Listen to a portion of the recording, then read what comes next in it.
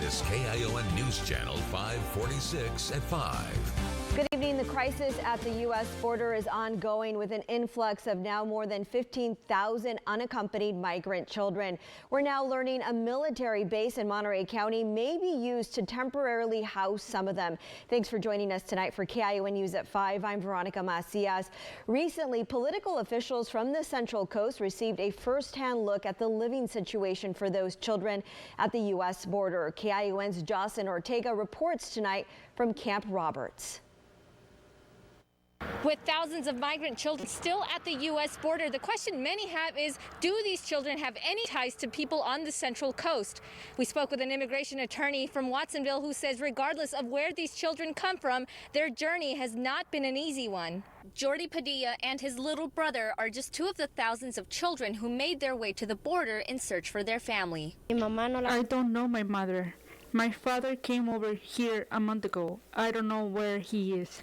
It was not long before Jordi and his brother were detained by border authorities. Many often don't make it through, a tragic reality that one Watsonville immigration attorney says is all too common. Exposed to disease, exposed to abuse, especially if they're handed over to a smuggler.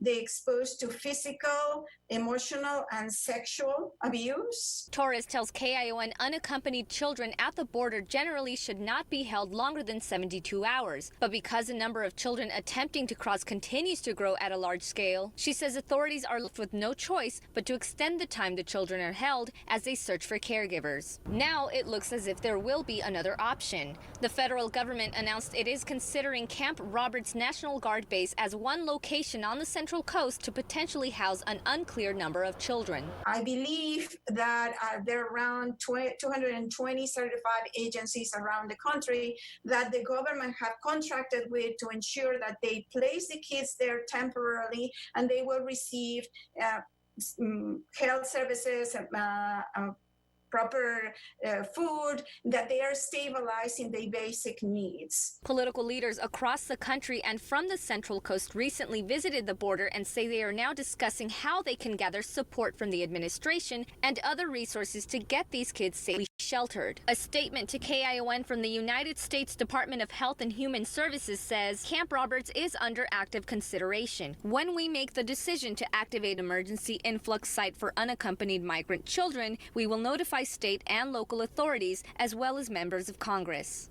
We reached out to U.S. Congressman Jimmy Panetta, who says he is expecting final word from the HHS sometime in the next few days as to whether or not this camp will serve as a temporary shelter. We'll be following this story as it continues to develop. Reporting from Camp Roberts, Jocelyn Ortega, KION News Channel 546.